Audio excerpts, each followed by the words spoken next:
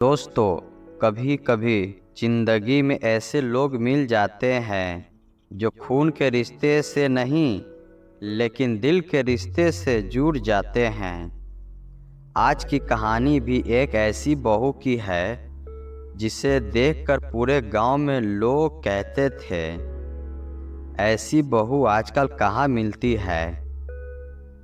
ये कहानी है आरती, रामदास और सावित्री की। उत्तर प्रदेश के एक छोटे से गांव में रामदास और उनकी पत्नी सावित्री रहते थे।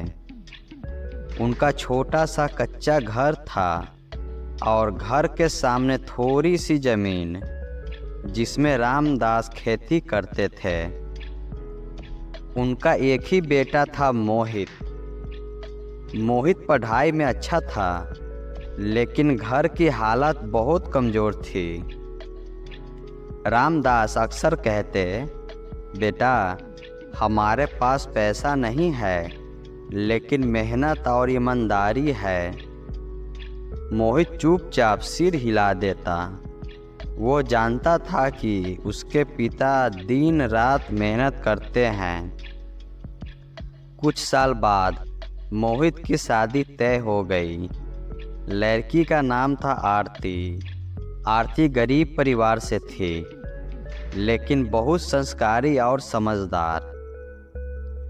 जब वो पहली बार ससुराल आई तो सावित्री ने सोचा, पता नहीं नई बहू कैसी होगी। लेकिन पहले ही दिन आरती ने सबका दिल जीत लिया। सुबह 4 बजे उठकर वो पूरे घर की सफाई करती, सास के साथ रसोई में काम करती और ससुर रामदास के लिए खुद चाय बनाकर देती। रामदास मुस्कुराकर कहते, बहू, इतनी मेहनत मत किया करो। आरती धीरे से कहती, बाबूजी, ये मेरा घर है। धीरे धीरे गांव के लोग भी आरती की तारीफ करने लगे। वो कभी किसी से ऊंची आवाज़ में बात नहीं करती थी। एक दिन सावित्री की तबीयत खराब हो गई। आरती ने पूरे दिन उसकी सेवा की। रात भर उनके सिरहाने बैठी रही। सुबह जब सावित्री की आंख खुली तो उन्होंने देखा आरती वहीं बैठी थी। सावित्री की आंखों में आंसू आ गए। उन्होंने धीरे से कहा, बेटी, तू तो मेरी बेटी से भी बढ़कर निकली। आरती मुस्कुरा दी। कुछ समय बाद रामदास की फसल बर्बाद हो गई। घर की हालत खराब और हो गई। पैसे की बहुत तंगी हो गई। एक दिन रामदास परेशान होकर बोले, अब घर कैसे चलेगा। तभी आरती ने कहा, बाबूजी, आप चिंता मत कीजिए, मैं भी कुछ काम करूंगी। सावित्री चौंक गई। बहू, तू बाहर काम करेगी। आरती बोली, इसमें गलत क्या है माँ जी, घर भी तो हमारा ही है। अगले दिन से आरती ने गांव में सिलाई का काम शुरू कर दिया। धीरे धीरे लोग उसके पास कपड़े सिलवाने आने लगे। दिन में घर का काम और रात में सिलाई। वो बिना थके काम करती रही।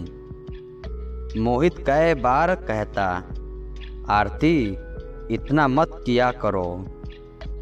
आरती मुस्कुराकर कहती, जब तक घर संभाल नहीं जाता मैं रुकने वाली नहीं। एक दिन अचानक रामदास खेत में गिर पड़े। उन्हें तुरंत अस्पताल ले जाया गया।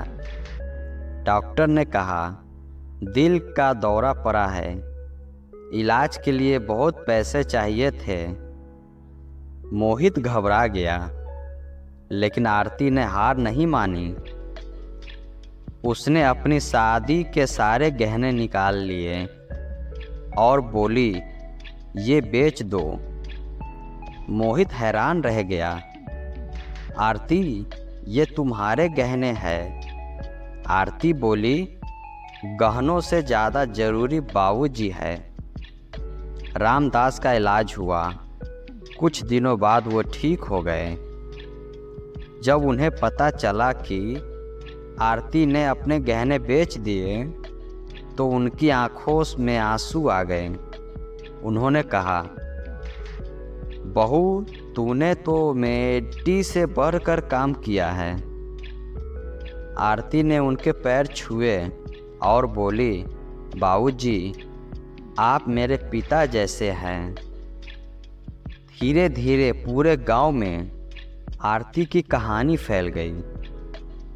लोग कहते, आजकल ऐसी बहू कहाँ मिलती है जो अपने गहने बेचकर ससुर की जान बचा ले। रामदास गर्व से कहते, ये मेरी बहू नहीं, मेरी बेटी है। एक दिन मोहित को शहर में नौकरी मिल गई। वो आरती से बोला, चलो शहर चलते हैं। लेकिन आरती ने कहा, माँ बाबूजी को छोड़कर मैं नहीं जाऊंगी।